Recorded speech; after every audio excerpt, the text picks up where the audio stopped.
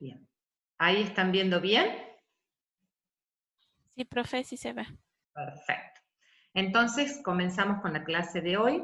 Como les había mencionado, vamos a hablar sobre hígado y páncreas, que son las dos glándulas anexas más importantes del aparato digestivo. Acuérdense que las otras glándulas anexas son las glándulas salivales, los dientes también no son glándulas anexas, pero sí son estructuras anexas al aparato digestivo que ayudan para la masticación. Pero dentro de las glándulas, el hígado y el páncreas son las más importantes por las funciones que van a cumplir. Entonces vamos a empezar con la anatomía del hígado. Si ustedes recuerdan al principio de clase, habíamos hecho esta división topográfica del abdomen, ¿sí? Donde trazábamos dos líneas horizontales a la altura de la mitad de la clavícula o hemiclavicular y dos líneas, perdón, estas son dos líneas verticales hemiclaviculares y dos horizontales que pasaban una por debajo de la parrilla costal y otra por arriba de las espinas ilíacas de los huesos coxales. Eso me dejaba delimitado el abdomen en 9 porciones, ¿sí? La división topográfica del abdomen.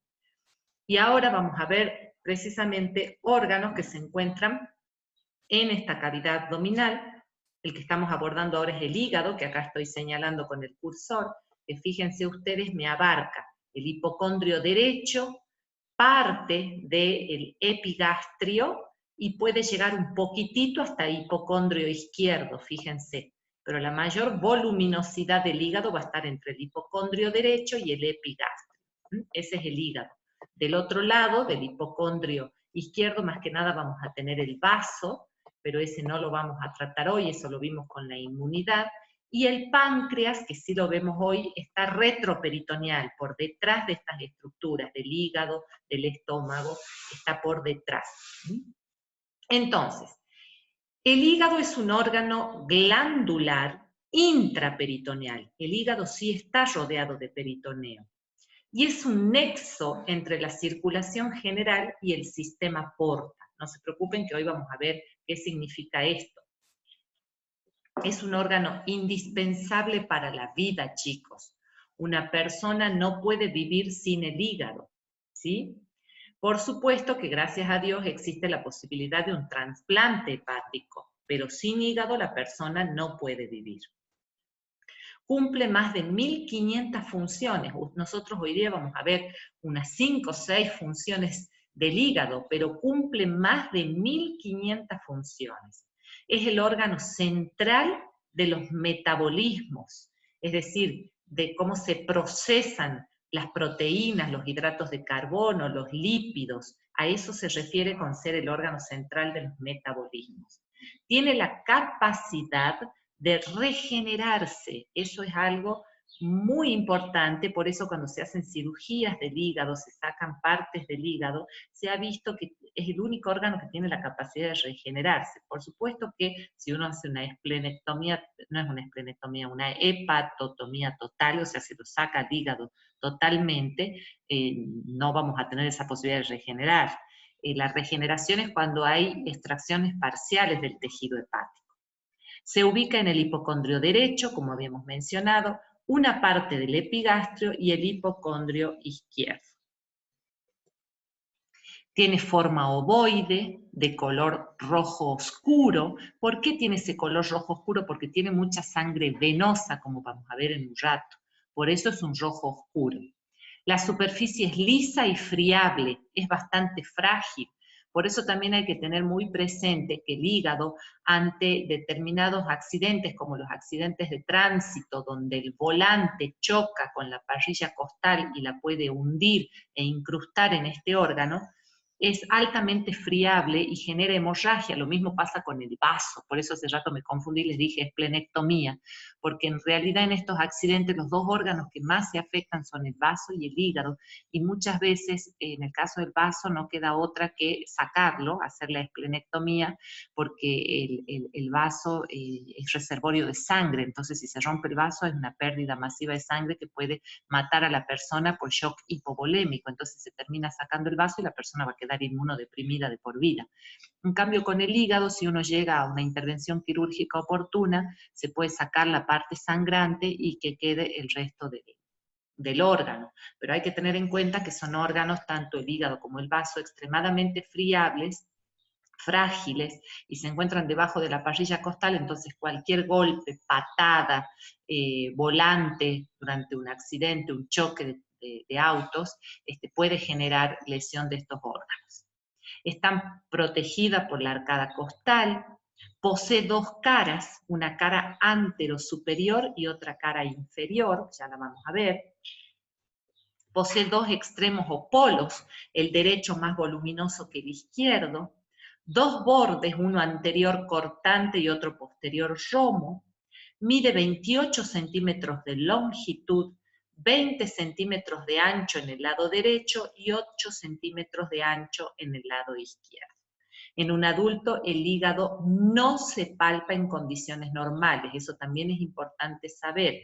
En un niño sí se puede palpar, porque rebasa la parrilla costal, pero en un adulto ya no se debe palpar en condiciones normales. Y el hígado pesa aproximadamente 2 kilogramos en un adulto.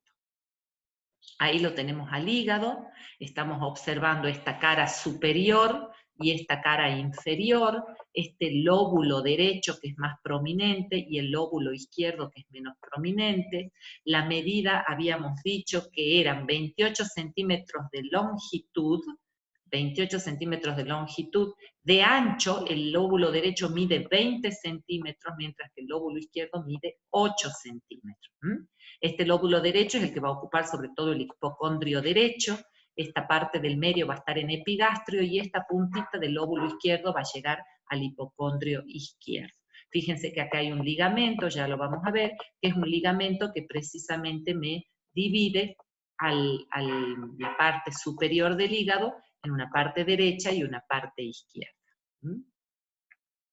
En su cara superior, el hígado presenta precisamente este ligamento, que es el ligamento suspensorio o falciforme, que lo sujeta al hígado con el diafragma, ¿sí? Lo sujeta al hígado con el diafragma. Es un repliegue de peritoneo este ligamento, y como les mencioné, lo fija al diafragma y divide a la superficie del hígado en un lóbulo derecho, que es más prominente, y otro izquierdo, que se lo ve mejor desde esta vista superior. En su cara inferior se observa lo que se llama la H anatómica, conformado por, ahora lo vamos a ver en la imagen, el lecho de la vesícula biliar, el ligamento redondo, el canal de la vena cava inferior y los restos del conducto venoso de Arancio. En el centro de la H se encuentra el ilio, acuérdense que el ilio era la región por donde entran y salen vasos y conductos, y aquí, en esta cara inferior, además del lóbulo derecho y el lóbulo izquierdo, vamos a ver otros dos lóbulos más que son el cuadrado y el caudado.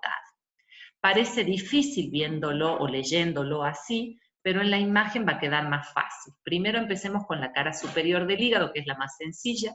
Vemos el ligamento suspensorio o falciforme que fija el hígado al diafragma, y cómo me divide este hígado en dos lóbulos, uno más prominente derecho y otro el izquierdo.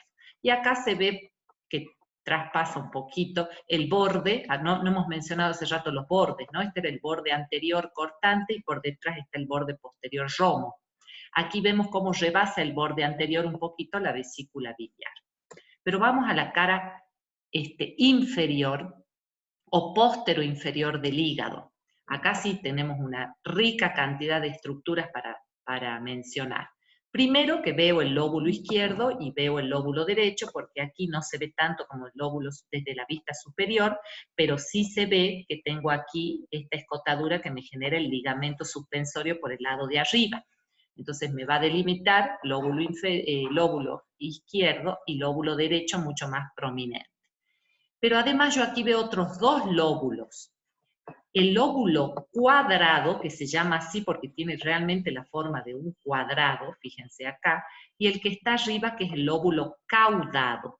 Entonces, cuando les mencionen o les pregunten cuántos lóbulos tiene el hígado, La respuesta es que tiene 4 lóbulos: derecho, izquierdo, cuadrado y caudado. Desde la vista superior del hígado vamos a ver el derecho y el izquierdo, pero desde la vista inferior o postero-inferior vamos a ver los 4. Vamos a ver el derecho más prominente, el izquierdo menos prominente, el cuadrado y el caudado. Y como les decía el texto hace rato, ese lóbulo cuadrado va a estar delimitado ¿por quién?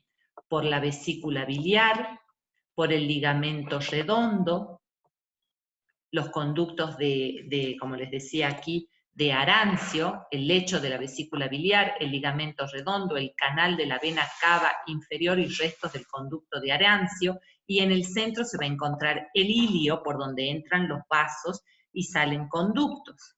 Entonces aquí tenemos la vesícula biliar, con el lecho que queda por debajo, donde se va a apoyar la vesícula biliar, los conductos venosos, el ligamento redondo, los restos del conducto de Arancio, y cómo me queda en el medio el ilio, donde precisamente va a entrar rama de la arteria hepática, rama de la vena porta, y va a salir el colédoco, que no es otra cosa que un conducto donde va a transcurrir la bilis que se forma en el hígado. Ustedes acuerden que en los ilios siempre entran y salen vasos sanguíneos y conductos.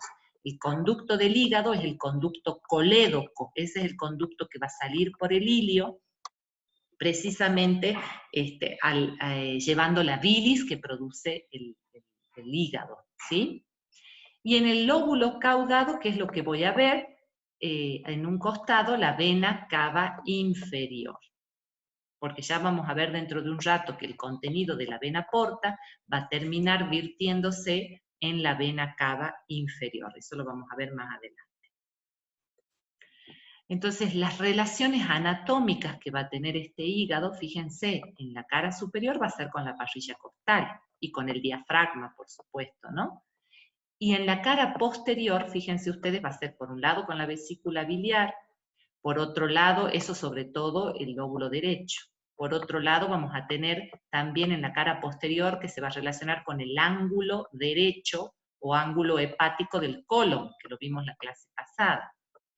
Después vamos a ver cómo en el lóbulo izquierdo, en su parte posterior, se relaciona con la parte superior del estómago, ¿sí? Se relaciona con la parte superior del estómago. Y el páncreas, que está aquí dibujado como en color cremita, amarillento, se lo ve hacia atrás, pero en realidad es retroperitoneal. Entonces no se relaciona de manera directa con el páncreas porque el peritoneo los va a separar. ¿Cómo está vascularizado el hígado? El hígado va a estar vascularizado por la arteria hepática. Acabamos de ver en la zona del ilio cómo entraba la arteria hepática. Esa arteria hepática es rama del tronco celíaco de la aorta abdominal. Y las venas van a ser la vena porta, cuyo tronco va a estar formado por la vena mesentérica mayor, la vena mesentérica menor y la vena esplénica. Eso se tienen que acordar, chicos, por eso está destacado en rojo, porque hay preguntas en los exámenes que hacen referencia a cómo está conformada la vena porta, y la respuesta es por las venas mesentérica mayor, menor y vena esplénica. Esa vena porta entra al hígado también por el ilio, como lo hace la arteria hepática, y se divide en una rama derecha y otra izquierda para cada uno de los lóbulos, y va a salir del hígado por las venas suprahepáticas a la cava inferior. Como les había mencionado, la vena porta termina drenando en la vena cava inferior. Ya vamos a ver por qué ocurre todo esto. Acuérdense que en la anatomía nada es porque queda bonito o por casualidad. Todo tiene que ver con la función que cumple el órgano, ¿sí? El sistema venoso tiene una función nutricional y otra función, que valga la redundancia, es funcional, ¿sí? Entonces, tiene una función nutricional y funcional el sistema venoso, que lo vamos a ver enseguidita, y por eso es que tenemos esta vena porta que después termina desagotando en la cava inferior, pero lo vamos a dejar pendiente para entenderlo mejor dentro de un rato. El 80% de la sangre que tiene el hígado, precisamente por esta función nutricional que vemos en un rato, es venosa. Por eso les dije yo que el color del hígado es un rojo achocolatado, un rojo oscuro, porque tiene mucha sangre venosa, 80%, mientras que solamente el 20% va a ser sangre arterial. Eso tiene que ver con la función nutricional que lo vemos en un rato. Y aquí empezamos a verlo. ¿Qué es esto de la función nutricional? Todavía no hemos visto digestión y absorción de nutrientes, que eso nos queda para la clase que viene. Pero yo les voy adelantando, porque sí hemos visto el intestino delgado y hemos dicho que el intestino delgado es el órgano que más absorbe de todo el cuerpo humano, ¿sí? El intestino delgado es el órgano absortivo por excelencia, porque allí se absorben los nutrientes, hidratos de carbono, lípidos y proteínas, mientras que en el colon se va a absorber sobre todo el agua, pero en el intestino delgado se absorben los nutrientes. Cuando se absorben los nutrientes, ¿a dónde se van a absorber? En realidad se van a absorber al territorio venoso.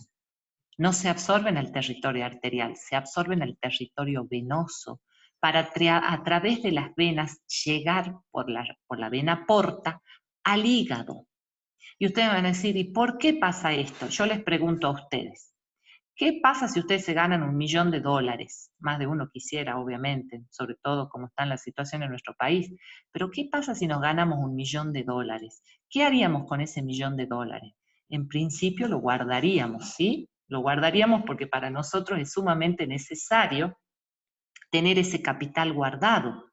Para el hígado pasa lo mismo. Como nosotros somos seres heterótrofos, es decir, que necesitamos el alimento que lo forman otros seres vivos, no lo podemos formar nosotros. Como somos seres heterótrofos, cuando tenemos nutrientes lo guardamos como un tesoro, porque sabemos que nosotros solos no lo podemos formar. Y puede pasar que mañana no tengamos acceso a los nutrientes, eso piensa el organismo, ¿sí? Y si no tenemos acceso a los nutrientes, podemos llegar a morir. Entonces, para el organismo, los nutrientes son como un tesoro, como para nosotros sería $1.000.000. Entonces, ¿qué hace con ese nutriente? Lo guarda. Entonces vamos a pensar en el hígado como si fuese el banco central, con la diferencia que acá este hígado no nos va a declarar corralito ni nada de eso, ¿no? Es un banco confiable. Pero vamos a pensar en nuestro hígado como el banco central. Entonces, ¿qué va a hacer el hígado? Va a almacenar, va a guardar esos nutrientes.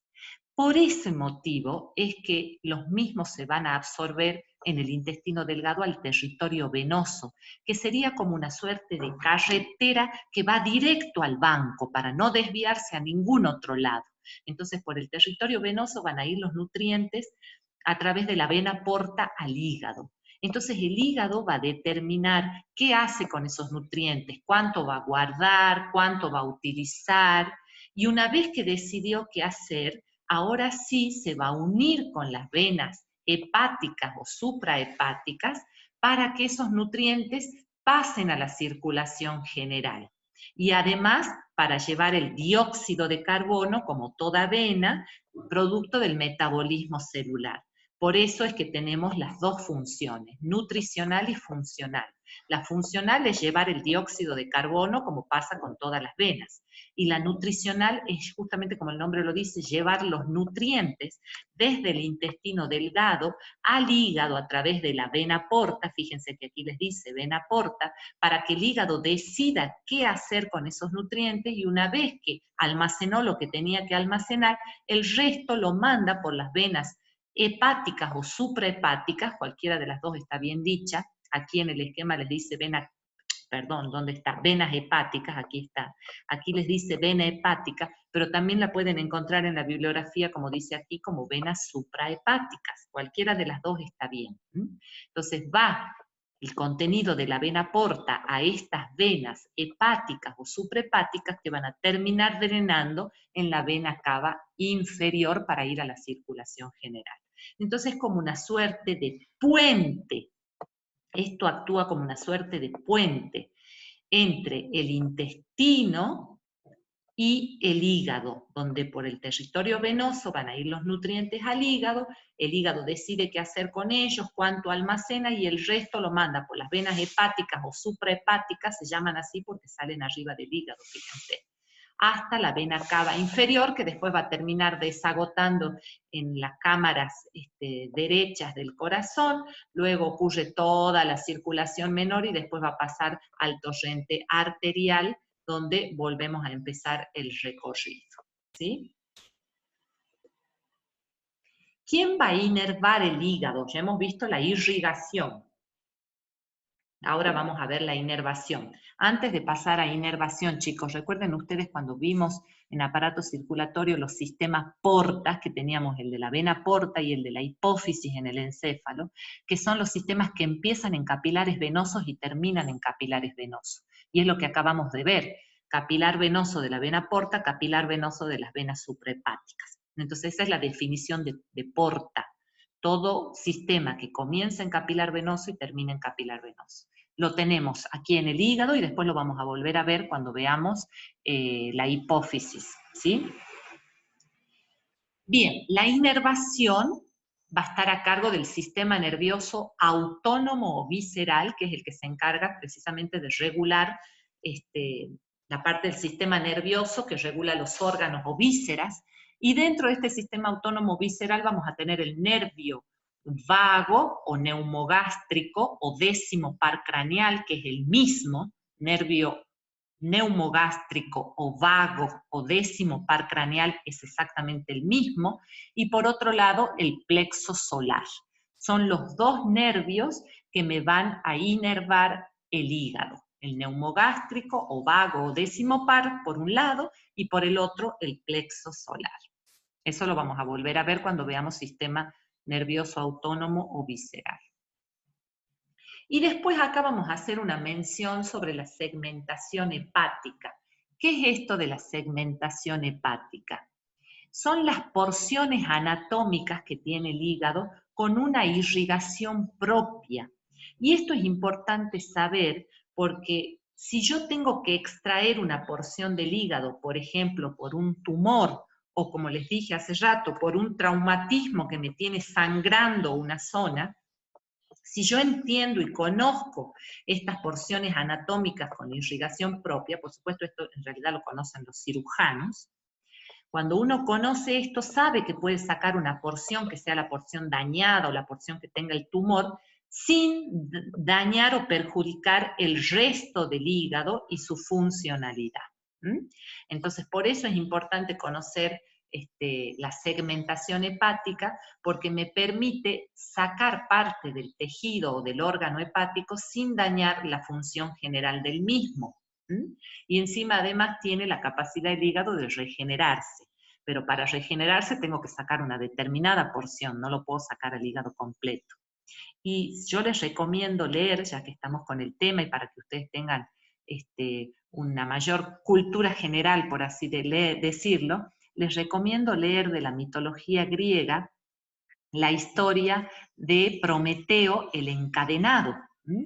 Prometeo el encadenado en realidad era un dios o un semidios del Olimpo, que al ser castigado lo atan en un poste para que las águilas comieran su hígado. Pero resulta que veían de que pasados unos días se les regeneraba el hígado. Lo interesante de esta historia de la mitología griega es que ya se conocía la capacidad o la propiedad del hígado de regenerarse, o fue una casualidad, porque en esa época no se hacían autopsias, no podíamos saber ni cómo estaba conformado el hígado y mucho menos de esta capacidad de regenerarse.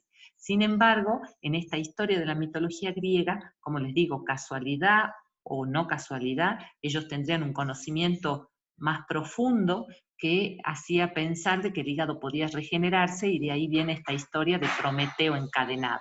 Entonces yo les sugiero que lean esa historia, donde de alguna manera nos muestra la capacidad del hígado de regenerarse. Pero de todas maneras, insisto, esto es cuando uno hace una extracción parcial del tejido, no total del órgano. Y ahora entramos a la histología del hígado, ya nos vamos con el microscopio. Y aquí vamos a ver nuestra célula hepática que se llama hepatocito. Citocélula, hepato de hígado. Hepatocito es la célula hepática y fíjense ustedes que es una célula que tiene forma hexagonal, ¿sí? Es una forma hexagonal la de esta célula. ¿Y qué características tiene? Primero, un montón de mitocondrias, si hemos dicho que tenían 1500 funciones. Imagínense que estas células trabajan incesantemente, permanentemente y abundantemente. Entonces necesitan mucha energía. Tienen muchas mitocondrias y por otro lado van a tener mucho retículo endoplasmático rugoso y aparato de Golgi, que el Golgi era el que se encargaba del empaquetamiento y procesamiento de sustancias, precisamente por las funciones que cumple el hígado, ¿sí? Y aquí vamos a hablar de lo que es el lobulillo clásico o de Rappaport. Rappaport es la persona que lo describe, a este lobulillo clásico o de Rappaport, que está dado, también fíjense ustedes que tiene una forma hexagonal, pero no quiero que se confundan con los hepatocitos. Los hepatocitos son cada una de las células. Esto que vemos acá es una célula. Correspondería a este esquemita. Una célula es un hepatocito, que son estas que voy a señalar ahora con el cursor. Todas estas que estoy señalando con el cursor son los hepatocitos. En cambio, el lobulillo clásico de Rappaport es la estructura que también tiene forma hexagonal, igual a los hepatocitos, pero que en realidad está conformada por hepatocitos, hileras de hepatocitos que están dispuestos como si fuese una rueda de carro, hileras de hepatocitos dispuestos como en rueda de carro, o, si se quiere, como los ejes de las bicicletas, alrededor de una vena central. Entonces, la definición del lobulillo clásico de Rappaport es la de hileras de hepatocitos dispuestos como los ejes de las ruedas de bicicleta o como rueda de carro, alrededor de una vena central. Y en cuyos extremos, fíjense ustedes, de este hexágono, porque también tiene forma hexagonal, en esos extremos tenemos un canalículo biliar, un capilar arterial y un capilar venoso. Canalículo biliar, capilar arterial, capilar venoso. Eso tenemos en los extremos de este lobulillo clásico o de Rappaport. Ahí lo vemos con mayor detalle, fíjense. Aquí veo las hileras de hepatocitos, estos hepatocitos que también tienen forma hexagonal, las hileras de hepatocitos en rueda de carro, como ejes de bicicleta, alrededor de una vena central. Y en cuyos extremos de ese hexágono, de ese lobulillo, voy a tener un canalículo biliar o un conducto biliar, un capilar venoso que es rama de la vena porta, y un capilar arterial que es rama de la arteria hepática. Hablo de capilares porque esto solamente lo puedo ver con microscopio, entonces son los vasos más pequeñitos, ¿sí? Conductillo biliar o canalículo biliar, el capilar venoso, rama de la vena porta, el capilar arterial, rama de la arteria hepática.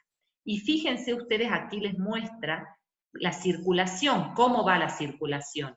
La circulación va desde este sector hacia la vena central, ¿sí? Tanto de las arterias, porque esto me van a llevar oxígeno a las células, como de las venas, que fíjense ustedes que sigue el mismo recorrido porque me trae los nutrientes, esta es la vena porta, que me trae los nutrientes del hígado, por eso sigue el mismo recorrido de las arterias, porque están llevando una oxígeno y el otro nutriente para que los hepatocitos cumplan con su función. y van en dirección hacia la vena central. Mientras que al revés, el canalículo biliar va a traer toda la bilis que van formando los hepatocitos. Entonces va en dirección desde la vena central hacia el conducto biliar, llevando la bilis que van formando estos hepatocitos para después salir a través del colédoco hacia la luz del intestino delgado para generar la digestión, la emulsificación de las grasas, que eso vamos a ver la clase que viene. Lo único que yo les voy a ir adelantando, que esta bilis lleva detergente para poder digerir a las grasas. Esa bilis con detergente lo forman los hepatocitos y va a salir por el canalículo conductillo biliar hacia el colédoco para después ir al intestino delgado. Ahora, en el medio de estas hileras de hepatocitos, ¿qué cosa tengo? Capilares, ¿sí? Esos capilares que venían de estos otros vasos van a conformar lo que se llaman los sinusoides hepáticos. ¿Por qué sinusoides? Porque tienen la unión del capilar arterial con el capilar venoso, fíjense ustedes, trayendo el oxígeno por un lado y los nutrientes por el otro, como les mencioné. Entonces, estos se llaman sinusoides hepáticos. Entonces, yo tengo las hileras de hepatocitos y en el medio de las hileras de hepatocitos los sinusoides hepáticos.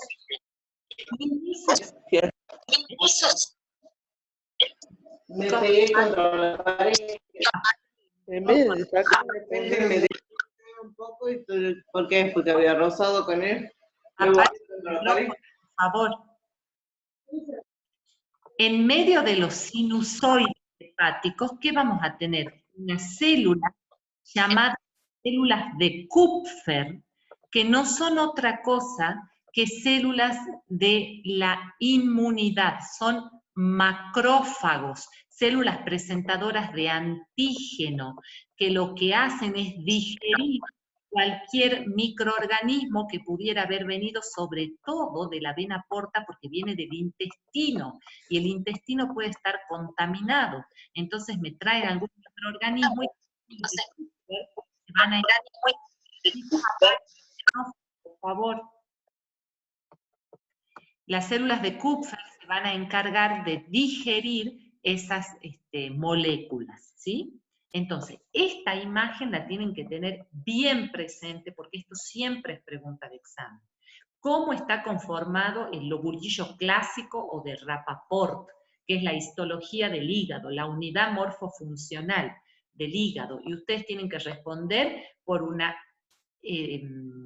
hileras concéntricas de hepatocitos. ¿Por qué concéntricas? Porque están dirigidas hacia el centro, que es el de una vena central. Hileras de hepatocitos, como si fuesen ruedas de carro o ejes de bicicleta, alrededor de una vena central, en cuyos extremos, porque tiene esa forma hexagonal, vamos a tener lo que se llama la tríada porta, que es la presencia de un conductillo biliar, una rama de la vena porta capilar venoso y una capilar arterial rama de la arteria hepática. Todo esto me conforma la tríada porta. En el medio de esas hileras de hepatocitos voy a tener, que acá están dibujadas como en celeste, los sinusoides hepáticos, en cuyo interior voy a tener la presencia de las células de Kupfer. Y en el medio de todo, la vena central. Ahora, además del lobulillo hepático de Rappaport, también tenemos lo que se llama el lobulillo funcional, que no se preocupen porque no es nada difícil. El lobulillo funcional simplemente me dice que si yo uno 3 venas centrales, en el medio me va a quedar esta tríada porta, por donde sale el conductillo biliar y llega al capilar arterial y el capilar venoso. Entonces el lobulillo funcional simplemente me dice que si yo uno 3 venas centrales de 3 lobulillos de Rappaport, cada uno de estos sería un lobulillo de Rappaport. Si yo uno 3 venas centrales de un lobulillo de Rappaport, en el medio me queda una tríada porta. Pero acuérdense ustedes que en cada uno de los extremos del hexágono yo voy a tener tríadas porta, ¿sí? Y la tríada porta, que está acá, en cada uno de los extremos o vértices del hexágono los voy a tener, esa tríada porta está formada por un capilar venoso de la vena porta hepática, el canalículo biliar o conductillo biliar, y el capilar arterial, rama de la arteria hepática. Ahí tengo los hepatocitos, aquí tengo los sinusoides en el medio de los hepatocitos, y aquí tengo la vena central. Y esto es muy importante. Tenemos de 50.000 a 100.000 lobulillos hepáticos, que son considerados las unidades funcionales del hígado, ¿sí? O la unidad morfofuncional. 50.000 a 100.000 lobulillos de estos, de Rappaport. Entonces, ya hemos visto la anatomía del hígado, hemos visto dónde está ubicado y con qué órganos se relacionan, hemos visto la histología del hígado, que es la anatomía microscópica, y ahora vamos a pasar a la función, que de alguna manera todo lo que hemos visto hasta ahora es como es por la función que va a cumplir el hígado. Entonces, lo primero que vamos a decir es que el hígado es una máquina metabólica indispensable para la vida. ¿Qué pasa si ustedes no tuviesen plata y no pudiesen comprar alimentos? ¿Qué va a pasar? A la corta o a la larga, si no ingieren alimentos, se van a morir. Para el hígado pasa exactamente lo mismo. Ya les dije yo a ustedes que ellos guardan los nutrientes como si fuesen $1.000.000. Entonces, si yo no tengo banco central, si no tengo dinero, ¿cómo va a subsistir la persona, el individuo? No hay forma. Por eso es que es indispensable para la vida, porque él almacena, y no solo que almacena los nutrientes, sino que decide qué hacer con esos nutrientes, ¿sí? Una de las funciones, hemos dicho que las funciones son 1.500, no vamos a ver las 1.500 funciones, ¿sí? Vamos a ver como las funciones más trascendentes, pero son 1.500 funciones. Una de las funciones es que es una glándula de secreción exócrina o externa, que es lo mismo. ¿Qué quiere decir glándula de secreción exócrina? Que me va a formar la bilis, y esa bilis va a salir por el colédoco hasta la segunda porción del duodeno, donde va a vertir su secreción a través de un conducto. Si ustedes se acuerdan, cuando a principio de año vimos glándulas, dijimos que teníamos glándulas endócrinas, cuando vierten su contenido a la sangre, exócrinas, cuando vierten la sangre al exterior, cuando vierten la sangre al exterior, o hacia la luz de un órgano, ¿sí? Eso era exócrino. Y después teníamos las glándulas mixtas, que son cuando vierten la secreción tanto al interior como al exterior. Entonces, como el hígado me forma la bilis y la va a llevar por el colédoco a la segunda porción del intestino delgado para vertir su secreción, se considera exócrina porque vierte su secreción adentro o en la luz del intestino. Por eso, eso era la definición de exócrina.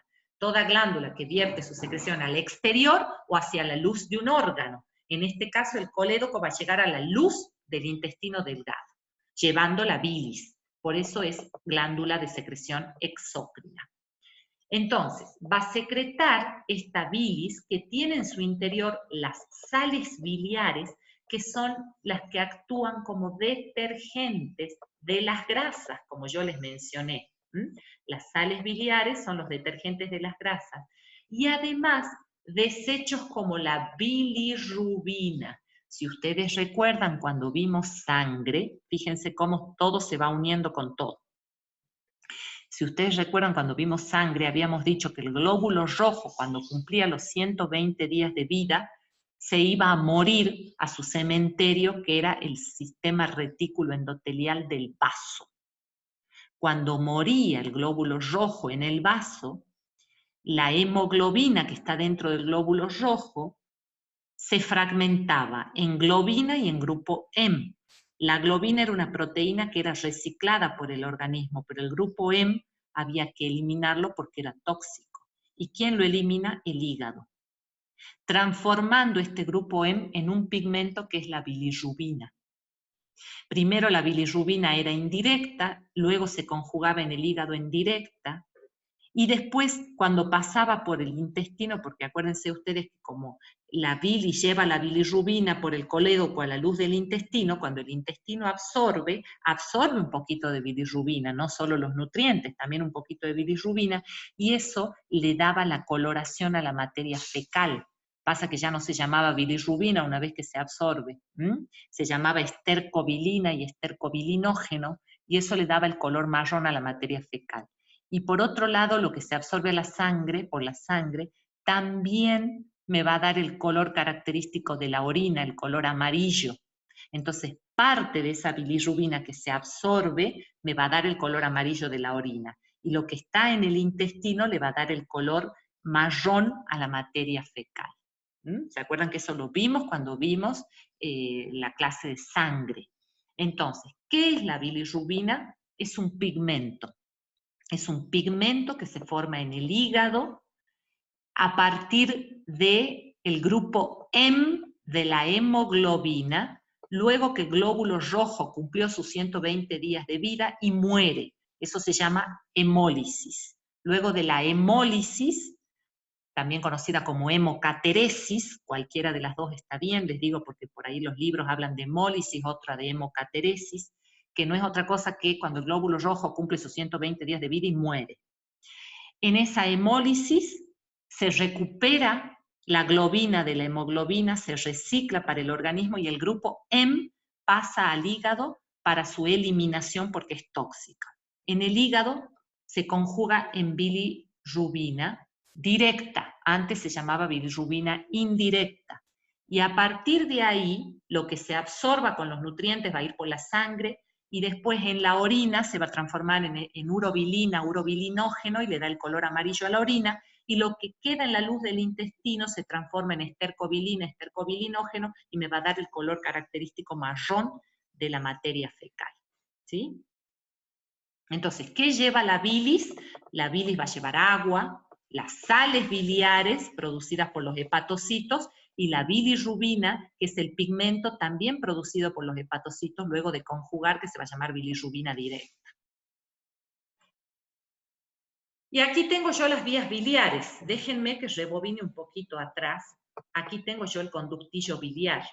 Yo les había dicho que la bilis iba en el sentido inverso de cómo iba la vascularización. ¿Por qué en el sentido inverso? Porque es como los hepatocitos van produciendo a la bilirrubina, la van produciendo hasta eliminarla aquí por el conductillo biliar y que pueda salir. Eso es microscópicamente. Macroscópicamente sería así. Todos esos conductillos van a venir aquí, a este conducto, que es el conducto hepático derecho y el conducto hepático izquierdo, que me traen todos los canalículos biliares de todo el hígado con la bilis formada. Acuérdense que tienen sales biliares, agua y bilirrubina. Entonces, el conducto hepático derecho y el conducto hepático izquierdo se van a unir en lo que se llama el conducto hepático común. Y ese conducto hepático común va a recibir otro conducto que viene de la vesícula biliar. ¿Y qué es la vesícula biliar, chicos? ¿Saben lo que es? Es un reservorio de bilis. Eso es la vesícula biliar. Por ejemplo, para ustedes, ¿es lo mismo lavar un plato luego de haber comido una manzana que un plato luego de haber comido asado con molleja y chinchulín? No es lo mismo, ¿verdad? Ustedes al plato que comieron manzana con solo enjuagarlo ya está listo. En cambio, al plato del asado tienen que ponerle agua caliente, detergente, refregar con la esponja. Aquí pasa lo mismo. Si yo como solo una manzana con la bilis que tengo acá es suficiente. Pero si me como una milanesa frita con papas fritas y torta con dulce de leche y crema de leche, ya el organismo necesita aportar más detergente. Para eso recurre a la vesícula biliar, que tiene como un almacenamiento o un depósito de detergente, que es las sales biliares. Entonces, para eso sirve la vesícula biliar. Cuando yo necesito un plus de bilis, ese plus de bilis va a venir por este conducto que se llama el conducto cístico, ahí está, cístico, que va a drenar en el conducto colédoco. Entonces, repito, conducto hepático derecho, conducto hepático izquierdo, conducto hepático común, me forma esa estructura como en Y, fíjense que acá tengo una Y, conducto hepático derecho, izquierdo y común me forma como una Y. Luego ese conducto hepático común me recibe el cístico de la vesícula biliar y entonces pasa a llamarse colédoco. El colédoco no es otra cosa que la suma del conducto hepático común con el cístico. Cuando se unen los dos se llama colédoco.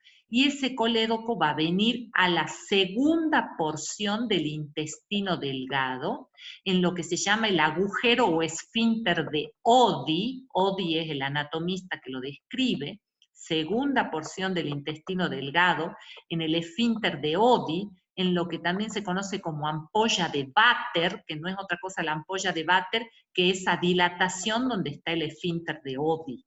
Ahí en la ampolla de Vater, a través del esfínter de Oddi, el colédoco vierte su secreción en la segunda porción del intestino delgado.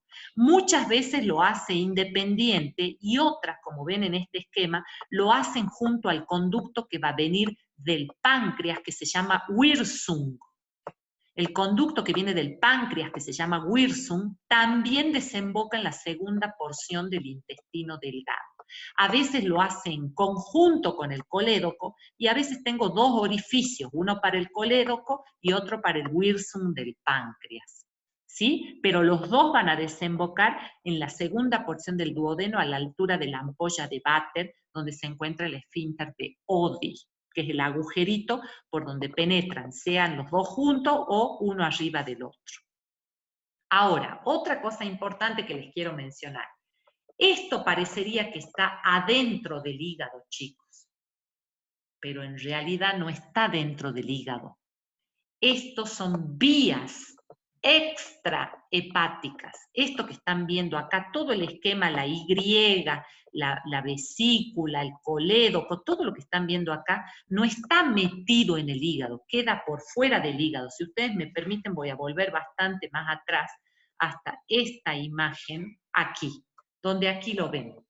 Aquí veo cómo la vesícula queda afuera, aquí veo cómo el colédoco queda afuera, aquí voy a tener el cístico que me está drenando en lo que va a ser el colédoco, y este es el hepático común que me une el hepático derecho con el conducto hepático izquierdo. Estas son vías extrahepáticas, vías biliares extrahepáticas. No están dentro del hígado, lo que pasa es que como esto es un esquema, les ponen de esta manera, es como si el hígado sería traslúcido para que ustedes puedan ver cómo salen las vías biliares, pero a no confundirse porque por un lado tenemos las vías biliares intrahepáticas y por otro lado tenemos las vías biliares extrahepáticas. Y esto que están viendo aquí, conducto hepático derecho, izquierdo, hepático común, cístico y colédoco, son vías biliares extrahepáticas. Salen del hígado, no están metidos dentro del hígado. ¿Sí? Bien. Proyección médica de lo que vamos viendo hasta ahora. Hepatitis y litiasis biliar. ¿Qué es la hepatitis? Todo lo que terminaba en itis era inflamación. Hepatitis es la inflamación del hígado. Y esa hepatitis tiene un montón de causas. Pueden ser hepatitis alcohólica, pueden ser hepatitis autoinmune, es decir, que hay anticuerpos que están autoagrediendo a los hepatocitos. Pueden ser hepatitis virales, como la hepatitis A, la hepatitis B, la hepatitis C. La hepatitis A es de contagio feco-oral, es decir, por tener las manos mal lavadas luego de ir al baño y uno ingiere el virus que estaba en la materia fecal, lo ingiere por la boca. En cambio, la hepatitis B y la hepatitis C son como el HIV, de transmisión parenteral, es decir, por relaciones sexuales o transfusiones de sangre. Entonces tenemos hepatitis alcohólica, hepatitis autoinmune, hepatitis virales por hepatitis A, B o C, hepatitis por fármacos o medicamentosas. Entonces, las causas de hepatitis son un montón, pero en definitiva la sintomatología va a ser la misma.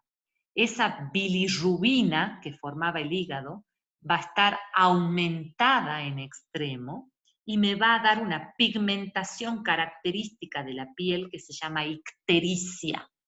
La ictericia es cuando la bilirrubina está aumentada. El valor normal de bilirrubina es hasta 1 miligramos por ciento o por decilitro según el laboratorio. Cuando yo tengo más de 1, voy a tener ictericia, que es la coloración amarilla de la piel y las escleróticas, como los ojos. Aquí estoy viendo esta piel amarilla y esas escleróticas muy amarillas que me tienen que hacer pensar en una hepatitis. Yo le pido una bilirrubina a este paciente y el paciente va a tener la bilirrubina aumentada. Pero acá hay que tener mucho cuidado porque podemos tener aumentada la bilirrubina indirecta o la bilirrubina directa. Para hablar de hepatitis, la bilirrubina que tiene que estar aumentada es la directa, porque cuando la que está aumentada es la indirecta, en realidad estamos hablando de una hemólisis masiva, es decir, hay un problema en la sangre donde se están muriendo muchos glóbulos rojos al mismo tiempo y por eso yo tengo un aumento de bilirrubina. En cambio, si lo que está inflamado es el hígado, la bilirrubina que voy a tener aumentada es la directa, porque es en el hígado donde se transforma en indirecta a directa luego de conjugarse. Entonces es muy importante tener en cuenta eso, chicos. Cuando yo veo un paciente amarillo patito, como están viendo en esta imagen, yo le tengo que pedir un análisis con bilirrubina. Si la que está aumentada es la indirecta, tengo que pensar que hay una situación en la sangre donde se están muriendo los glóbulos rojos al mismo tiempo. En cambio, si lo que está aumentada es la directa, ahí sí tengo que pensar que el problema está en el hígado. Ahora, ¿qué tiene que ver esto con los cálculos biliares? La litiasis biliar. La litiasis biliar es la formación de estos cálculos. Esto que están viendo acá es una pieza quirúrgica de una vesícula que se sacó. Esto se llama colecistectomía. Colecistectomía es la extracción de la vesícula. Y estamos viendo un montón de cálculos que los pacientes le dicen habitualmente piedritas, porque realmente tienen esas formas de piedra. Y estos cálculos están formados por colesterol y sales biliares. Colesterol y sales biliares que hay organismos que caprichosamente lo forman y hay otros organismos que no. Y cuando lo forman, se forman todos estos cálculos y a la hora que nosotros necesitemos por una ingesta de comidas con mucha grasa, el plus de detergente que me da esta vesícula, para aportar ese plus de detergente la vesícula hace unas contracciones. Y resulta que como está llena de estas piedritas o cálculos, cuando hace estas contracciones genera dolor, dolores cólicos. Entonces un paciente que después de comer o ingerir alimentos con mucha grasa siente dolores cólicos en el hipocondrio derecho, probablemente es porque tiene una litiasis biliar, entonces tiene que hacerse una ecografía para corroborar. Ahora, cuando alguno de estos cálculos migra, ¿qué quiere decir migra? Sale, acá supongamos que están los cálculos, estamos llenos de cálculos. Uno de esos cálculos sale, ¿qué pasa cuando sale? Puede venir y obstruirme el colédoco. Entonces, al obstruirme el colédoco, la bilis no puede salir, no puede pasar. Y como no puede pasar, ¿qué va a suceder? Vuelve. Y al volver, va a volver a la circulación general. Entonces el paciente también va a estar amarillo patito, como estamos viendo acá. Vamos a tener la misma sintomatología de la hepatitis, pero ¿cómo me doy cuenta si es hepatitis o es por un cálculo en la vesícula que ha migrado al colédoco? Me doy cuenta por los análisis de sangre y me doy cuenta por la ecografía. En el análisis de sangre también voy a tener aumentada la bilirrubina directa, igual que con la hepatitis, pero la diferencia va a estar que en la ecografía me va a informar la presencia de cálculos biliares, y además el paciente generalmente va a referir dolores cólicos después de cada vez que come un alimento rico en grasa, que en cambio cuando es la hepatitis no. Lo grave con las piedritas estas, chicos, es que a veces viene y me obstruye acá. Se enclava la piedrita acá. Entonces, ¿qué va a pasar? No puede venir el contenido del colédoco, pero tampoco puede venir el contenido del páncreas, del wirsum. Sobre todo esto pasa cuando, como en el esquema, desembocan los dos juntos. Entonces, ¿qué va a pasar? La bilis refluye de nuevo para acá, se va a la sangre y me pone amarillo patito. Pero lo grave es que también vuelve el conducto del Wirsung, el jugo pancreático, y el jugo pancreático es tremendo porque tienen enzimas que digieren proteínas y al volver me va a empezar a digerir el propio páncreas. Entonces puedo terminar en una pancreatitis aguda que tiene una altísima tasa de mortalidad. Entonces el riesgo de estos cálculos es que al migrar me puedan obstruir. Si me obstruyen solo el colédoco, bueno, me va a dar como los símbolos de una hepatitis, pero si me obstruye aquí el Wirsung, puedo llegar a tener una pancreatitis. Por eso es que lo ideal en los pacientes que tienen cálculos en la vesícula es sacarlo. Es sacarlo para evitar estas complicaciones, ¿sí? Sigamos con las funciones del hígado. Recién hemos visto una de las 1500, que era la formación de la bilis. Pero ahora vamos a ver otra que es tremendamente importante, que es la de regular el metabolismo de los hidratos de carbono. El hígado almacena la glucosa, y esto lo vimos también a principio de año, cuando vimos las funciones de la mitocondria. Hemos visto cómo el organismo también guarda la glucosa como un tesoro, porque es uno de los nutrientes más cotizados, la glucosa, ¿sí? Entonces, almacena la glucosa como glucógeno.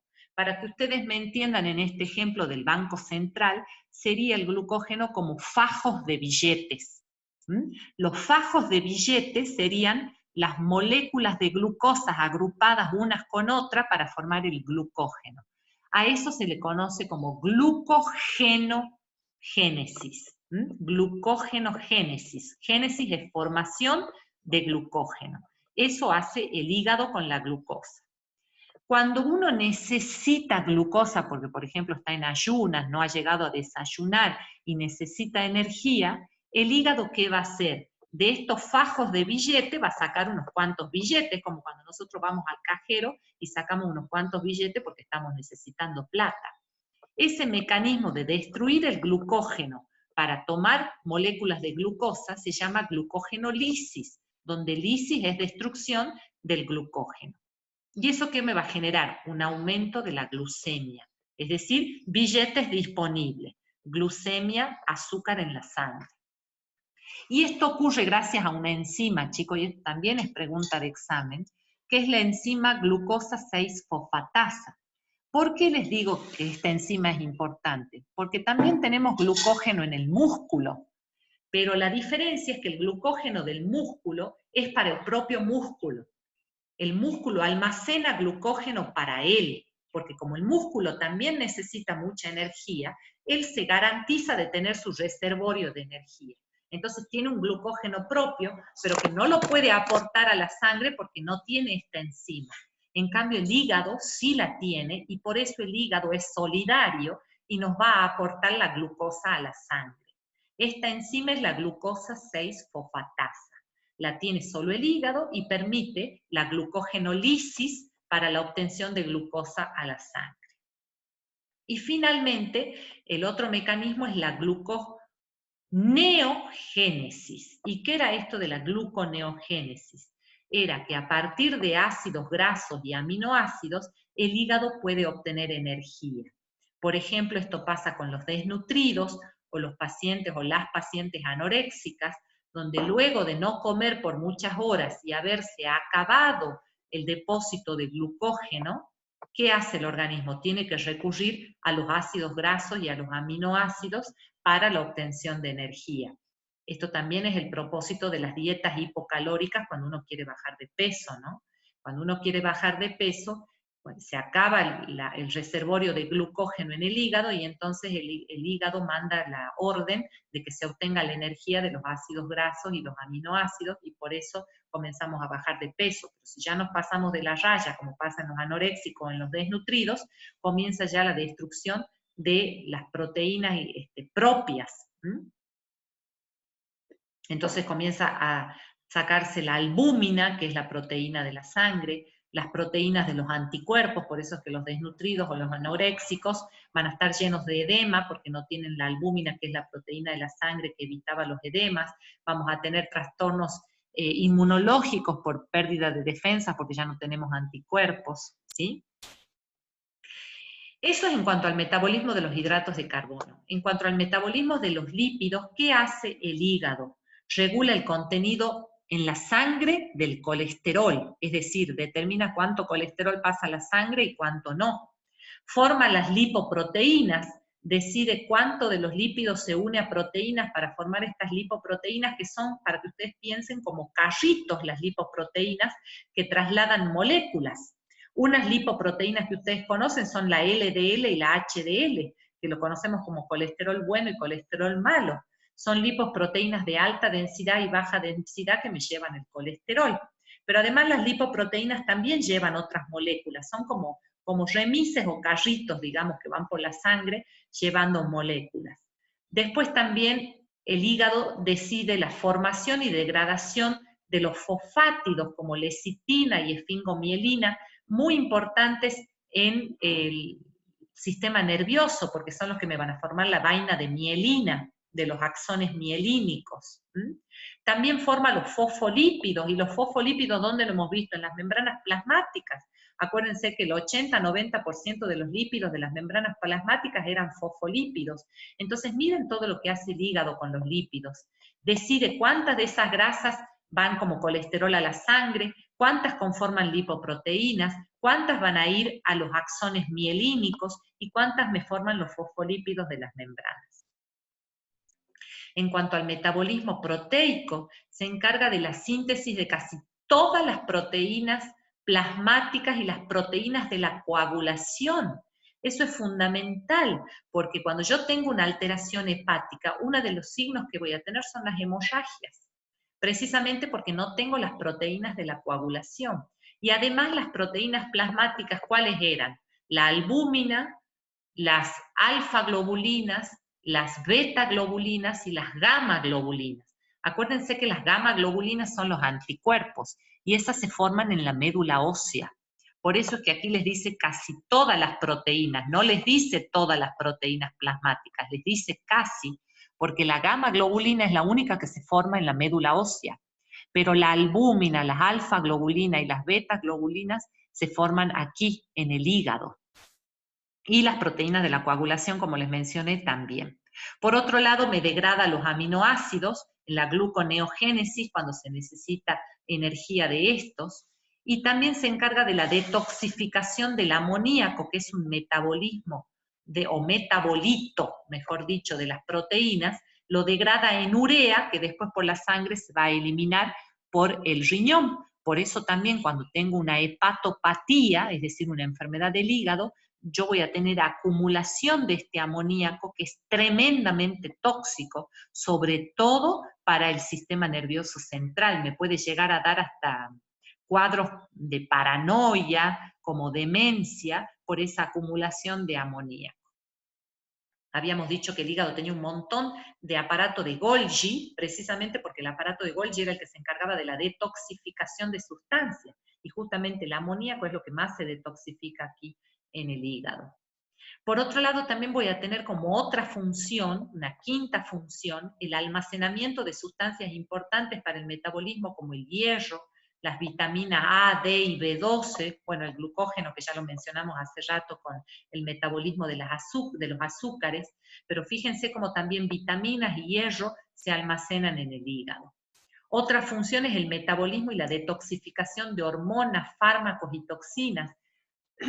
Esto también es muy importante a tener en cuenta, porque cuando el hígado no funciona, hay que tener mucho cuidado con las dosis de remedios que se dan, porque si no pueden ser dañinos para el organismo, porque el hígado no está funcionando bien. Lo mismo pasa con las toxinas de ciertos alimentos. Un paciente que está con trastornos hepáticos por ahí no puede consumir vegetales crudos, porque se van a acumular esas toxinas, ya que las células de Kupfer tampoco están funcionando muy bien. Y la detoxificación de hormonas es muy importante, por ejemplo, en los varones. Si ustedes saben, tanto varones como mujeres tenemos hormonas sexuales femeninas y masculinas. La diferencia es que la mujer va a tener mucho más femenina y el varón va a tener mucho más masculina, lógicamente. Pero los dos tenemos hormonas de los dos sexos. Y esto es importante en el varón porque, por ejemplo, el poco estrógeno que tiene el varón, como no se puede metabolizar en el hígado cuando está enfermo, ese estrógeno se va acumulando y va a hacer que en el varón aparezca algo que se llama la ginecomastia, es decir, el aumento del volumen de las mamas. Y esto no es que no ocurre en la mujer, sí ocurre, pero en la mujer no le llama la atención, en cambio en el varón sí, porque de repente empieza a ver como que le están creciendo las mamas, y eso para el varón es bastante significativo en lo psicológico, ¿sí? Y precisamente tiene que ver porque el hígado no le está funcionando bien y las hormonas femeninas, que las tiene poquitas, se van acumulando, acumulando y me generan esta ginecomastia. Y otra cosa importantísima, el hígado formaba la acetilcolinesterasa. ¿Y dónde vimos la acetilcolinesterasa, chicos? La vimos cuando hablamos de la placa neuromotora. ¿Se acuerdan del neurotransmisor de la placa neuromotora, que es la que me producía la contracción del músculo esquelético, la placa neuromotora? El mediador o el neurotransmisor de esa placa neuromotora es la acetilcolina.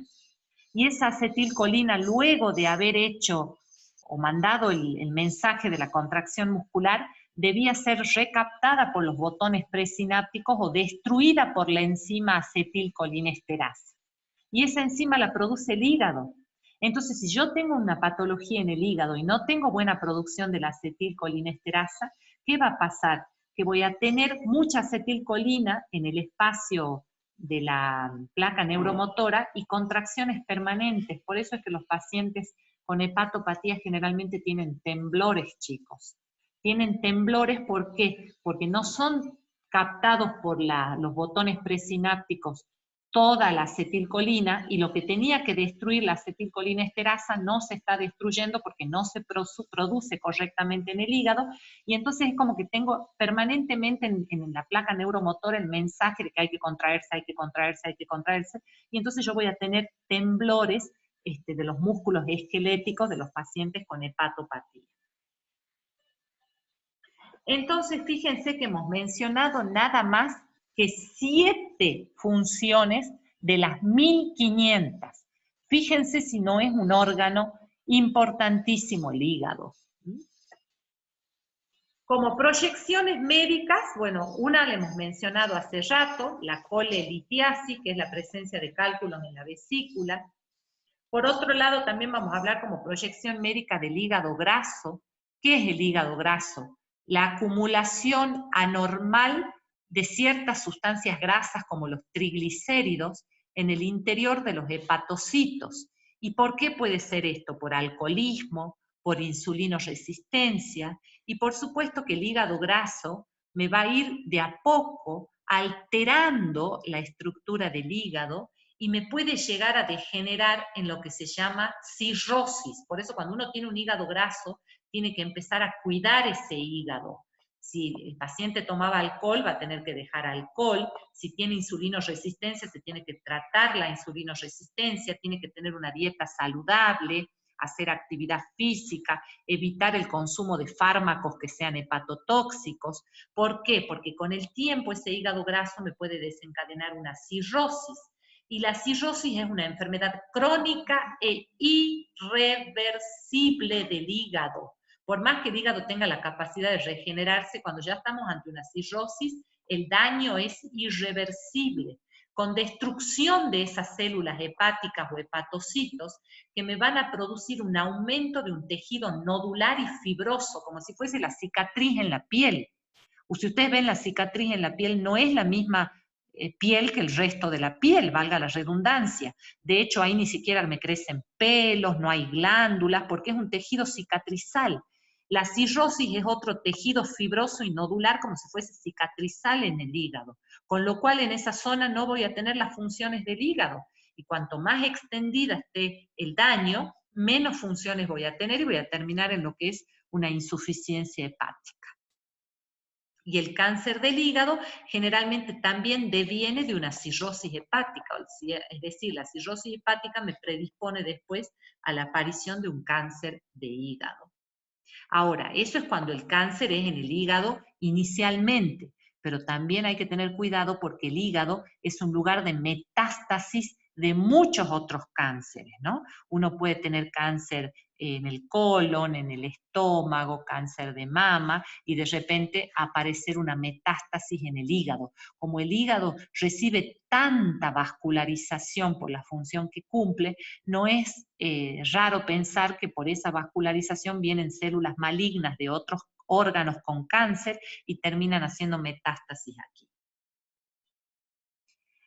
Ahora sí pasamos al páncreas. Terminamos así velozmente con el hígado, porque como le digo, tiene un montón de funciones, y vamos a pasar al páncreas. Y vamos a decir que el páncreas es un órgano glandular mixto. El hígado era exócrino, este es el único órgano glandular mixto porque tiene función exócrina y endócrina. Y además es retroperitoneal, el hígado era intraperitoneal, el páncreas es retroperitoneal, está por detrás del peritoneo. Tiene una forma cónica o en cuchillo y presenta una cabeza, un cuerpo y una cola. El color del páncreas es como un color crema, amarillito claro o crema, y es más consistente, no es como el hígado que era friable.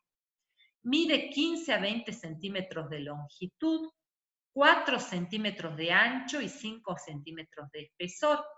Se ubica a la altura de la primera a tercera vértebras lumbares, pero por detrás del peritoneo, ¿sí? Por eso no se relaciona con los órganos intraperitoneales.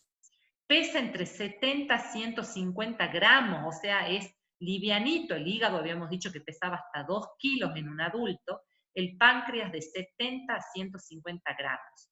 Está irrigado por la arteria pancreático-duodenal, que es obviamente rama de la aorta abdominal, y las venas homónimas, es decir, las venas pancreático-duodenales, que van a terminar después desagotando en la vena cava inferior.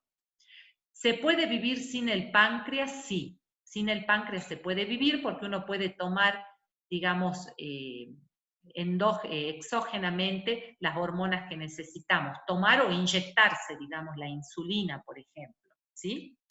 Entonces sí se puede vivir sin el páncreas, pero no se puede vivir sin el hígado. Y si se vive sin el páncreas, hay que ingerir o inyectarse las hormonas que se producen en el páncreas, ¿no? Eso sí. Y está inervado también por el sistema nervioso autónomo visceral, como pasaba con el hígado. Entonces aquí lo tenemos al hígado, que tiene esta coloración amarillo clarita o cremosa, es retroperitoneal, o sea, queda por detrás del peritoneo, tiene su cabeza, su cuello y su cola, acá se lo ve mejor, cabeza, cuerpo o cuello y cola. Fíjense ustedes que la cabeza está relacionada con el duodeno, y aquí tenemos el conducto de Wirsum, que va a desembocar en la segunda porción del duodeno, también en el esfínter de Oddi, a la altura de la ampolla de Vater. Esta es en cuanto a la función exócrina del páncreas, pero por otro lado el páncreas tiene su función endocrina, que es la de producir hormonas hacia la sangre.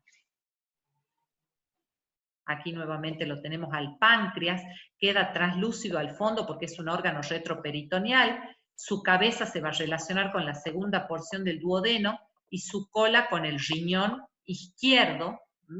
Hacia adelante va a estar relacionado con el estómago, pero en realidad separado por el peritoneo, entonces la relación directa es con el peritoneo, indirectamente va a ser con la cara posterior del estómago.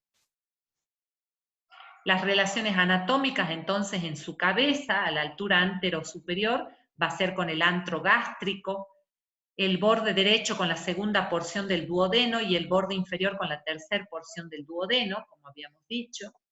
El cuello, una porción más pequeña del páncreas que discurre sobre la vena porta y la arteria y la vena mesentérica superior. El cuerpo, que es esta parte que está aquí, aquí tenemos cabeza, cuello, luego viene el cuerpo.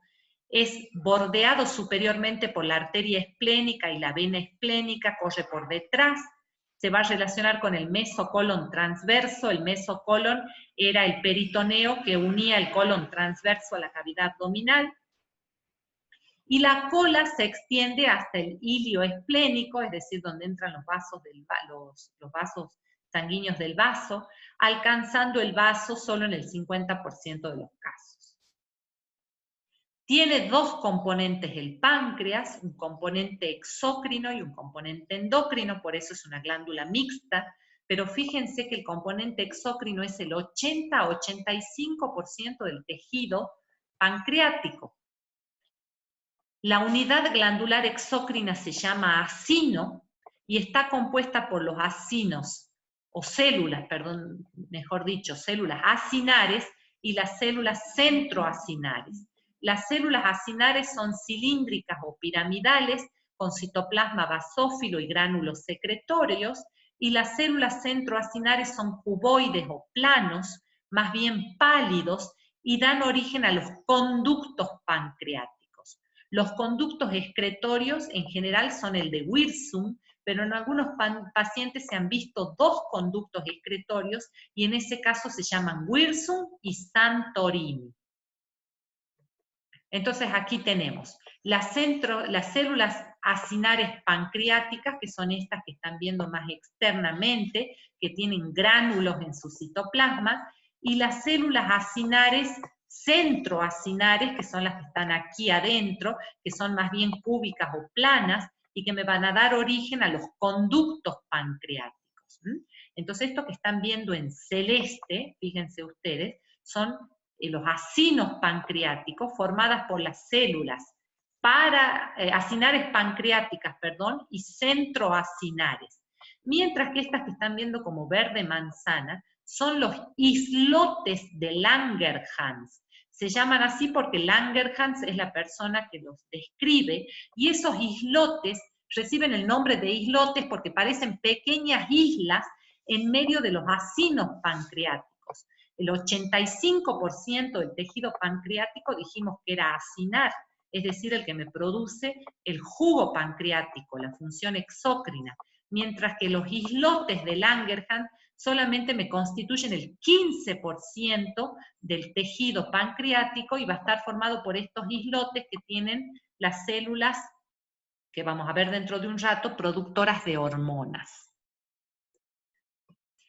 Entonces, la unidad glandular endocrina van a estar formada por esos islotes de Langerhans, que aproximadamente son unos 100.000, y constituyen solo el 15 a 20% de la glándula. Por eso se llaman islotes.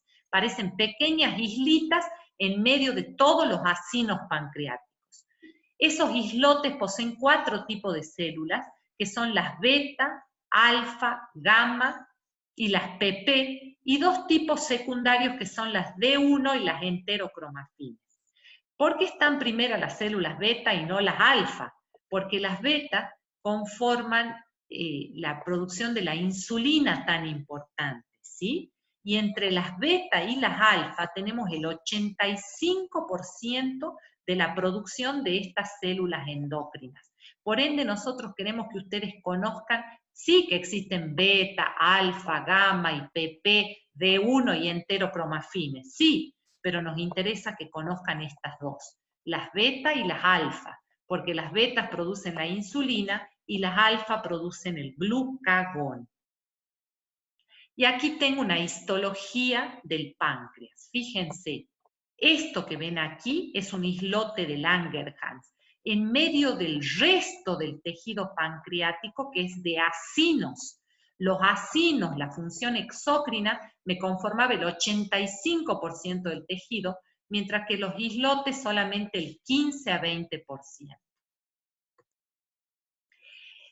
Las células beta se encuentran en el centro del islote y me van a producir la insulina. Las células alfa se encuentran en la periferia del islote y me forman la hormona glucagón. Las células gamma están entre las beta y las alfa y producen hormonas similares a la somatostatina, que me va a inhibir la liberación de hormonas. y reduce las contracciones del tubo digestivo y de la vesícula. Pero como les digo, a mí me interesa que ustedes sepan estas dos primeras.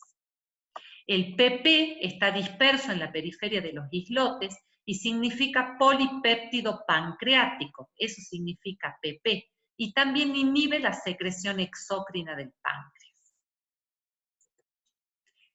Como les dije, la que más me interesa que ustedes conozcan son la insulina y el glucagón, que se producen en las células beta, la insulina, y en las células alfa, el glucagón.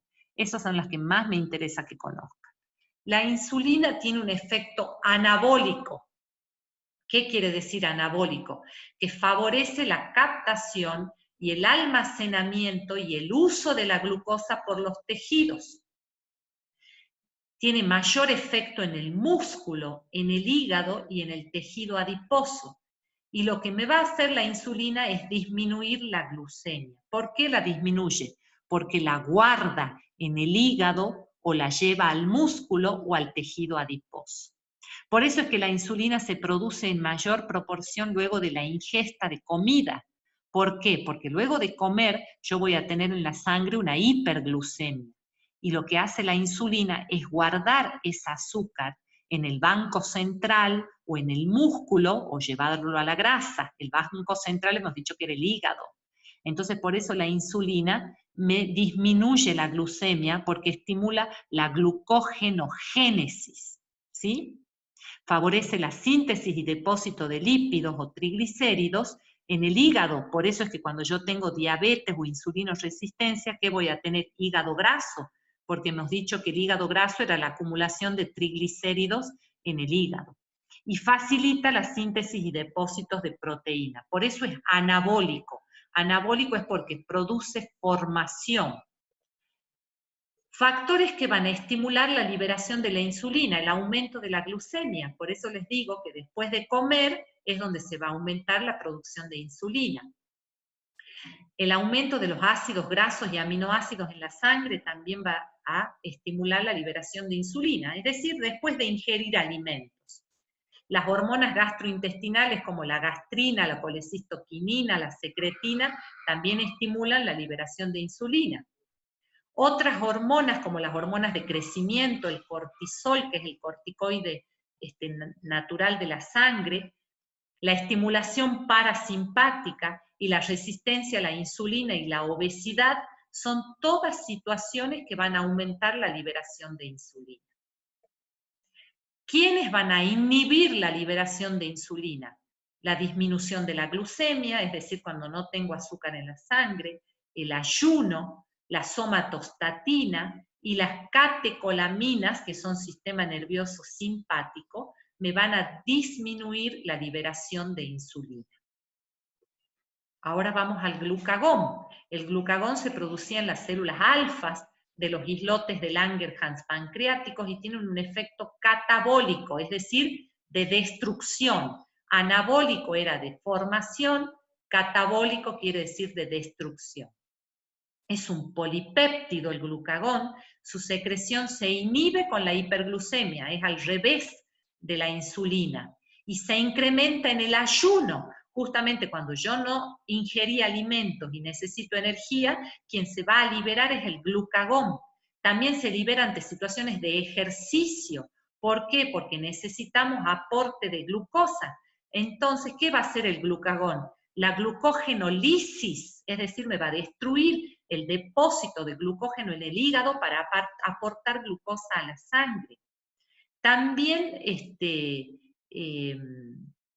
va a producir un aumento de aminoácidos en la sangre cuando yo ya recurrí al glucógeno, recurrí a las grasas y todavía necesito más energía, va a recurrir a los aminoácidos. O sea que el glucagón va a actuar en la gluconeogénesis, en la glucogenolisis y en la gluconeogénesis actúa el glucagón.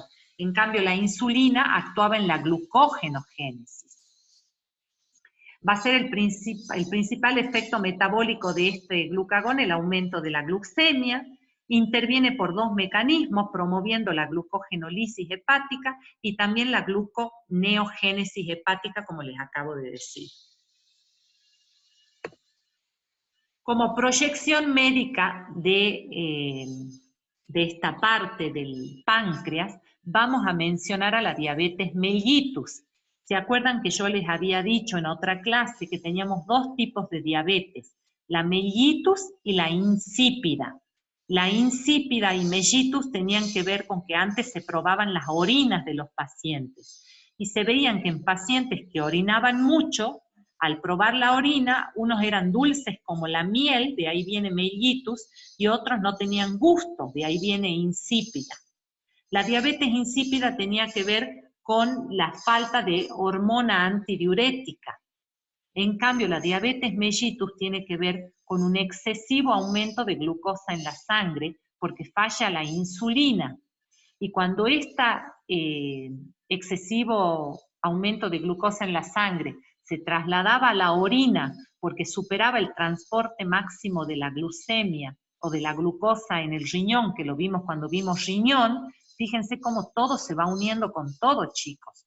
El transporte máximo de la glucosa lo vimos con riñón.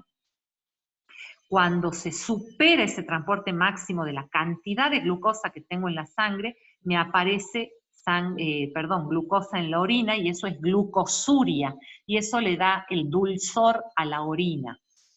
Entonces, la diabetes mellitus, ¿cómo la podríamos definir? Como la diabetes o como la situación donde yo tengo una hiperglucemia, un aumento de azúcar en la sangre. Y hay dos tipos de diabetes, la tipo 1 y la tipo 2. La tipo 1 es la que el paciente nació con falta de insulina o con una insulina que no funciona. Entonces debe inyectarse insulina. Y la de tipo 2 es la conocida como resistencia a la insulina. O sea, produce insulina, pero esa insulina no es buena para introducir la glucosa en la célula. Entonces, de ahí tengo la diabetes tipo 1 o insulino dependiente y la diabetes tipo 2 o insulino resistente, que va a necesitar de hipoglucemiantes orales como la metformina, por ejemplo. Pero en los dos casos, ¿cuáles van a ser los síntomas de la diabetes? Polifagia, poliuria y polidipsia. Vamos a traducir estos términos: polifagia, poliuria y polidipsia. Polifagia significa que el paciente tiene mucho apetito o mucho hambre. ¿Y por qué tiene mucho hambre? Porque la glucosa no le entra a la célula. No sabe la célula que la glucosa está en la sangre. Lo único que sabe es que no le llega. Entonces despierta el mecanismo del apetito con el afán de que nosotros introduzcamos alimento. Por eso es la polifagia. La polidipsia es el aumento de sed. ¿Y por qué tengo aumento de sed? Porque tanta glucosa tengo en la sangre que por ósmosis necesitamos diluir todo ese soluto. Y entonces despertamos el mecanismo de la sed para ingerir agua y poder diluir la cantidad de soluto que tengo en la sangre. Pasaba lo mismo con la sal. Y poliuria es que si yo tomo mucha agua, ¿qué va a pasar? Voy a orinar mucho.